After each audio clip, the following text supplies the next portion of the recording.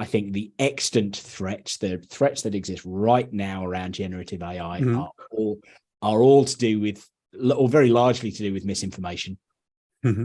We've got a big election that will happen in the UK next year. The US has got a big election that will happen next year. The quantity of AI generated misinformation that will potentially really screw around with those. That's the scary thing for me right now. Yeah, I agree. Yeah. And it's not an easy problem to solve. How do you because you can't really distinguish one from the other. Well, it is really, it's something that that I think the only way that you solve that actually is regulation, watermarking, regulation around watermarking,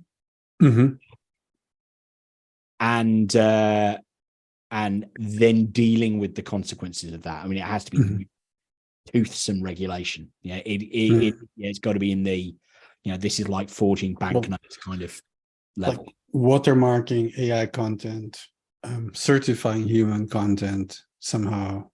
So there's different movements around that. Maybe you need.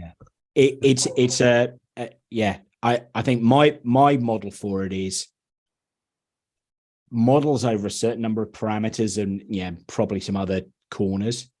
Great. Those must have a watermarking algorithm. So you legislate for that. They must be accompanied by a free service by whoever creates it to validate the watermark.